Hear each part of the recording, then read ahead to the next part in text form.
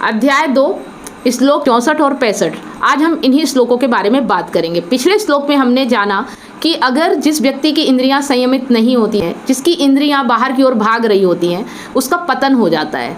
जो अंदर से कामना उठती है और बाहर उसकी इंद्रियां भागती हैं, अगर वो अपने इंद्रियों को कंट्रोल नहीं करता है तो उसका पतन हो जाता है। ये अर्जुन को कृष्ण ने बता दिया है। तो आज के इस श्लोक में हम बात करेंगे कि संयत इंद्रिय वाला व्यक्ति जो होता है उसके जीवन में कैसा होता है, मतलब क्या होता है उसका जीवन। अभी तक हमने जाना कि जिसकी इंद्रियां संयत नहीं होती उसके जीवन में पतन हो जाता है, लेकिन आज हम जानेंगे कि जो व्यक्ति संयत इंद्रिय करके रखता है तो उसके जीवन में क्या होता है।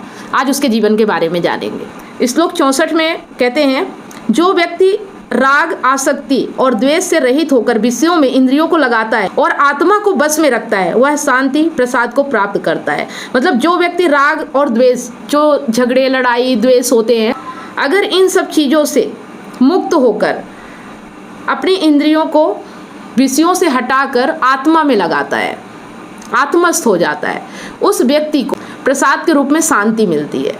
इसमें हम आगे और भी बात करेंगे।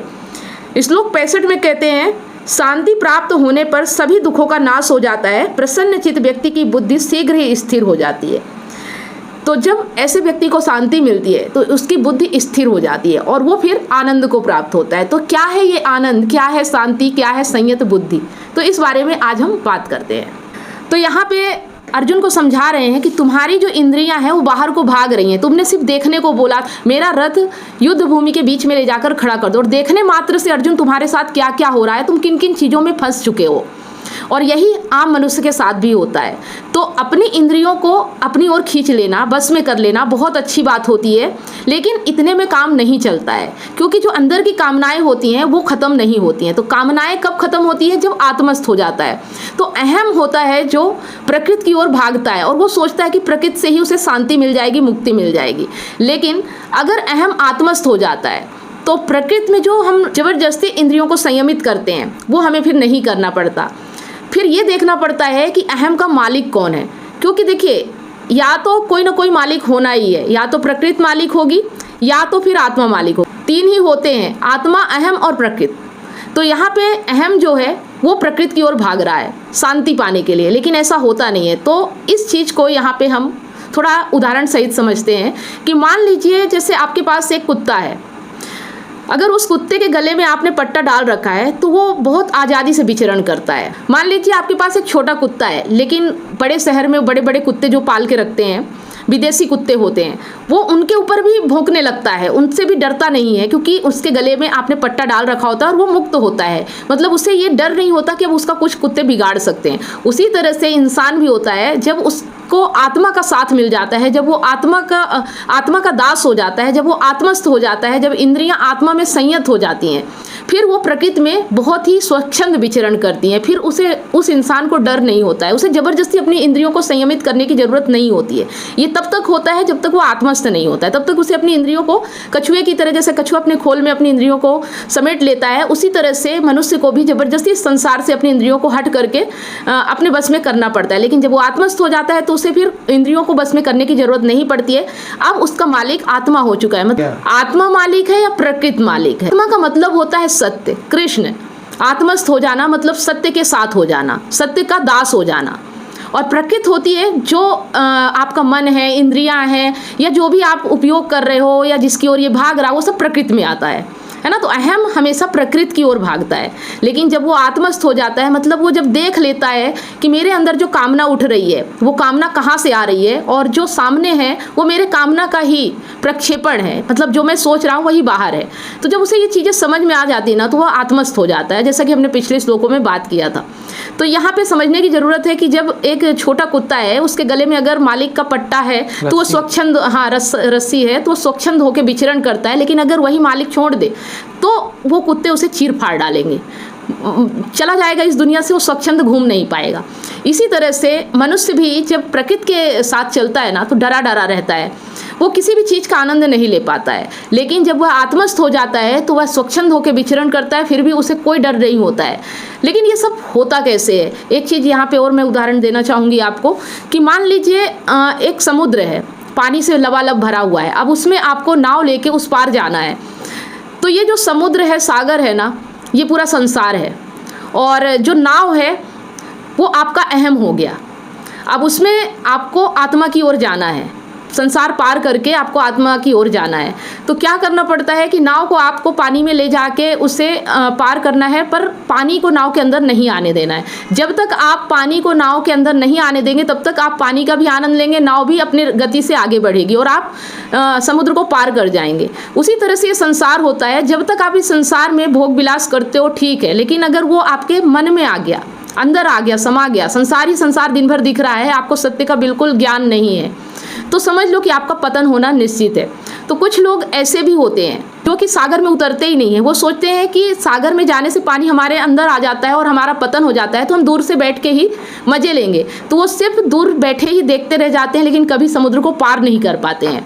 तो यहाँ पे जो आत्मस्थ व्यक्ति होता है, जो आध्यात्मिक आदमी होता है, वो व्यक्ति समुद्र में उतरता भी है और नाव को बीच से ले भी जाता है और मस्त आनंद भी लेता है और पार भी कर जाता है। तो यहाँ पे 3 तरह के लोग होते हैं। एक होते हैं जो सांसारिक होते हैं, जो संसार में रस तो लेते हैं, उनको संसार से आसक्ति भी होती है और कहते भी हैं कि हम संसार में मज़े ले रहे हैं, लेकिन वो डरे हुए रहते हैं, कुछ ही चीज़ों का अनुभव ले पाते हैं, इसके अलावा वो पूरे संसार का अनुभव नहीं ले पाते हैं। आप लोग खुद सोचिए ना, देखिए कि आप कुछ भी करने से पहले कितना डरते हो, कितना घबराते हो। ये क्यों होता है? मतलब हम सत्य के साथ इसलिए नहीं होते क्योंकि हमें संसार में बहुत काम है, बहुत चीज़ें देखना है, समझना है, इसलिए हमारे पास फुर्सत नहीं है, टाइम नहीं है। लेकिन क्या आप वास्तव में संसार का मज़ा ले पाते हो? शायद ऐसा नहीं होता।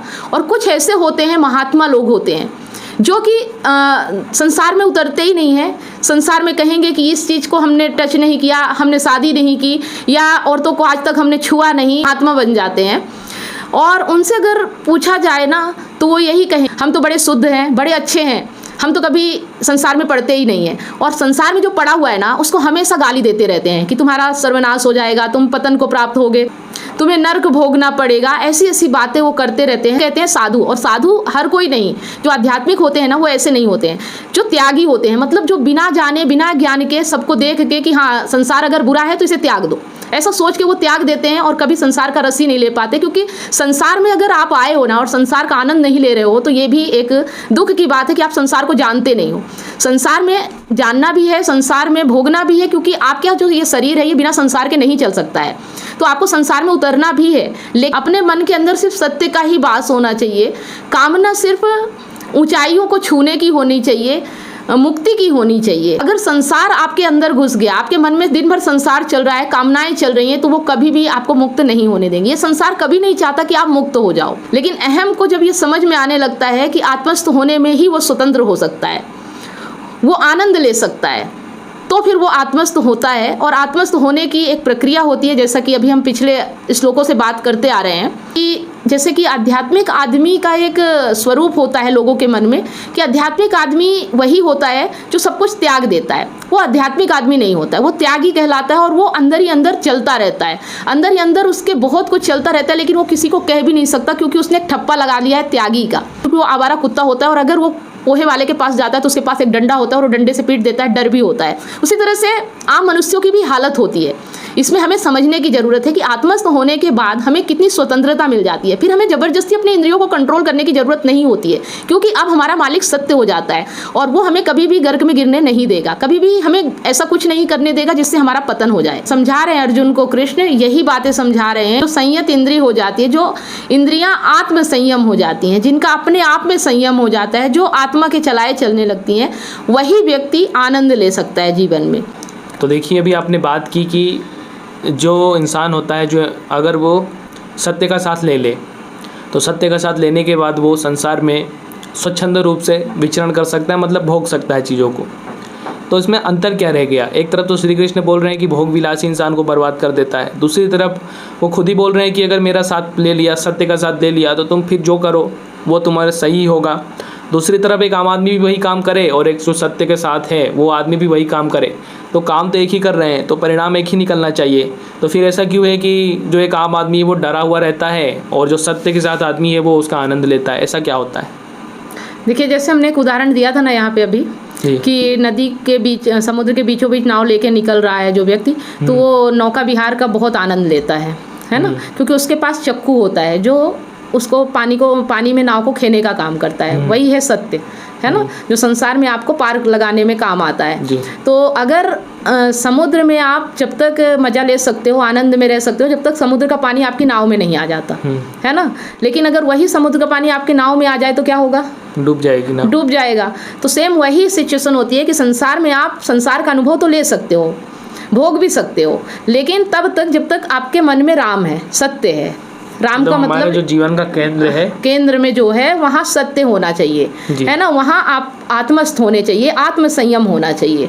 और जो सांसारिक व्यक्ति होता है उसके जीवन में क्या होता है कि जो वो संसार में करता है वही चीज उसके मन में चलने लगता है। तो केंद्र में यही होता है कि मौज लेना है बस, मतलब मजा चाहिए जीवन में। मजा चाहिए ही नहीं, मान लो कोई चीज अच्छी लग गई, है ना, तो दिन भर उसके दिमाग में फिर क्या चलेगा? वही चीज, है ना। अगर आपको गुलाब जामुन एक खा लिया आपने संसार में जाके, है ना, यही से उदाहरण देते हैं कि एक गुलाब जामुन आपने खा लिया, अब आपको गुलाब जामुन बहुत मीठा लगा, है ना, तो दिन भर आपके अंदर ना वो गुलाब जामुन बनते हुए दिखेंगे, दिन भर की गुलाब जामुन तल रहे हैं कढ़ाई में, और फिर कब मौका मिले तो मैं जाके और गुलाब जामुन खाऊं, तो फिर आप क्या है बाकी चीजें छोड़ देते हो, सिर्फ गुलाब जामुन सोच रहे हो। आपने ये बोला तो मैं अपना पर्सनल एक्सपीरियंस बताता हूँ कि अभी मैंने एक वेब सीरीज देखी थी पंचायत नाम की, तो वो मुझे काफ़ी अच्छी लगी। तो देख तो लिया मैंने पूरा, लेकिन फिर भी मैं कहीं ना कहीं मुझे फिर भी कहीं ना कहीं उसके यूट्यूब में कुछ सीन्स आ जाते तो मैं उसे देखने लग जाता हूँ, जबकि मैंने उसे देख चुका हूँ। लगता है कि उसका अगला सीज़न जल्दी से जल्दी आए। तो मैं यही सपने सजाता रहता हूँ कि जब वो सीज़न आएगा तो मैं ऐसे देखूँगा, टीवी लगवा लूँगा और अच्छे से देखूँगा, मज़े से देखूँगा। मतलब मेरी सोच, सीरीज़ ख़त्म हो चुकी फिर भी मेरी सोच वहीं अटकी हुई है। क्योंकि मुझे उसको देख के काफ़ी आनंद मिला था, मुझे मज़ा मिला था, वही मज़ा मैं फिर से लेना चाहता हूँ। तो क्या यही है वो चीज़? हाँ, यही है। मतलब आपने मूवी देखी, उस वक्त आनंद लिया और दिमाग से निकल गई, ठीक है। ये तो होता है एक आध्यात्मिक आदमी का काम, जो जिसके केंद्र में आत्मस्थ है, जो आत्मा के साथ है, ठीक है। लेकिन एक संसारी इंसान क्या होता है कि उससे विषय वासना कामना जो होती है ना उसके दिमाग पे चलने लगती है। मतलब जो बाहर चल रहा है वही चीज़ उसके दिमाग के अंदर हो जाती है, और जब दिमाग के अंदर ये चीज़ें हो जाएगी तो पतन होना निश्चित है, क्योंकि और काम वो कर नहीं पाएगा, और चीज़ों से उसका नुकसान हो जाएगा। और जो आध्यात्मिक आदमी होता है ये सब करते हुए भी वो अपना एक लक्ष्य याद रखता है, वो अपने लक्ष्य की ओर आगे बढ़ता है। मतलब वो नाव लेके समुद्र से गुजर रहा है तो उसे पता है कि मुझे समुद्र पार करना है, समुद्र में रुकना नहीं है। ये पानी मेरे अंदर आ गया तो मैं पार नहीं कर पाऊंगा, इसलिए वो चक्कू चलाता रहता है ताकि पानी बाहर से चीर के पानी को बीच से निकल जाए। तो ये संसार तो माध्यम है हमारे लिए, सहयोगी बनेगा। बाहर जाके हम कहीं मुक्ति की ओर नहीं जा सकते हैं, क्योंकि संसार में ही रह के हमें मुक्त होना है। क्योंकि हमारा शरीर जो है वो प्रकृति ही है, एक तरह से प्राकृतिक ही है शरीर, है ना। और प्रकृति में रहना तो बनता ही नहीं, तो आप खाओगे कहाँ से, पियोगे कहाँ से, जियोगे कहाँ से? जब जियोगे, खाओगे, पियोगे नहीं तो फिर आनंद किस चीज़ का लोगे? चलिए, कुल मिलाकर मुझे आपकी बातों से यही समझ में आया है कि कामों से फ़र्क नहीं पड़ता। आप किसी को देख के ये नहीं बता सकते कि आदमी आध्यात्मिक है कि नहीं है, या आदमी सत्य के साथ चल रहा है कि नहीं चल रहा है। यानी कि आप किसी व्यक्ति के आचरण को देखकर ये नहीं बता सकते कि वो आध्यात्मिक है या वो संसारी है, क्योंकि काम वो भी वही करेगा जो एक संसारिक आदमी, आम आदमी करे, क्योंकि वो भी कहीं ना कहीं एक इंसान है, उसकी भी कहीं ना कहीं ज़रूरतें हैं। प्रकृति है ना, मतलब जो शरीर प्रकृति में जी, उसको प्रकृति में जीना है। लेकिन वो क्या कर रहा है कि इन सब चीज़ों का यूज वो तरने के लिए कर रहा है, मतलब मुक्त होने के लिए कर रहा है। संसारी आदमी क्या करता है, बंधन फंस जाता है उन्हीं चीज़ों में। तो बहुत अच्छे से मुझे समझ में आया। तो चलिए दोस्तों, आज का वीडियो यहीं तक। तो हमने बहुत सारे उदाहरण लिए आज के इस वीडियो में, जिससे गीता के ज्ञान को आप अपने जीवन में बहुत अच्छे से उतार सकते हैं। और जैसे जैसे हम गीता के श्लोकों पे बात करते जा रहे हैं ना, वैसे वैसे हमें भी बहुत कुछ चीज़ें अब भी समझ में आती जा रही हैं। हर बार हमें नई नई चीज़ें समझ में आ रही हैं। तो इसे आप जितना ज़्यादा देखेंगे, जितना ज़्यादा आप हमारे साथ रहेंगे, उतना आगे आपको चीज़ें समझ में आती रहेंगी। क्योंकि गीता के श्लोक सिर्फ रटने के लिए नहीं है, गीता के श्लोक याद करने के लिए नहीं है। आपको गीता का श्लोक याद हो या ना हो, लेकिन उसका अगर अर्थ आपने समझ लिया और उसके अर्थ को आपने अपने जीवन में उतार लिया और घोल लिया अपने जीवन में, तो समझ जाइए कि आपको गीता समझ में आ गई है। चलिए, अंत में बस एक ही श्लोक बोलना, अंत में एक दोहा बोलना चाहूँगा कि पोथी पढ़ जग मुआ, पंडित भया न कोय, 2.5 अक्षर प्रेम के पढ़े सो पंडित होए। तो वही है कि हमें अपना प्रेम दिखाना चाहिए, गीता को प्रेम से पढ़ना चाहिए। सिर्फ ये नहीं कि हमको बस उसको याद करना है, रटना है ताकि हम किसी के सामने अपनी वाहवाही दिखा सकें। हमें उसको समझना भी है और जीना है। जी, समझने के बाद हमको उसको जीना भी है, क्योंकि वो ज्ञान किसी मतलब का नहीं जिसको हम इम्प्लीमेंट ना कर पाए, फिर वो रद्दी ही समान है। इसलिए ज्ञान जो इम्प्लीमेंट होता है वही वास्तव में असली ज्ञान होता है। और इस तरह से आपको गीता आज के समय में कोई भी नहीं बता रहा होगा, ये भी आप समझ लीजिए। आप जाके देख लीजिए गीता कहीं भी, एकदम प्रैक्टिकल नॉलेज लेके आपके सामने आ रहे हैं कि हमारे जीवन में किस तरह उपयोगी हो सकता है। जी। तो ठीक है फ्रेंड्स, आज के इन श्लोकों में इतना ही। मिलते हैं नेक्स्ट श्लोक में नेक्स्ट वीडियो के साथ। तब तक आप सभी लोगों को वीडियो अंत तक देखने के लिए बहुत बहुत धन्यवाद। धन्यवाद। जय श्री कृष्ण।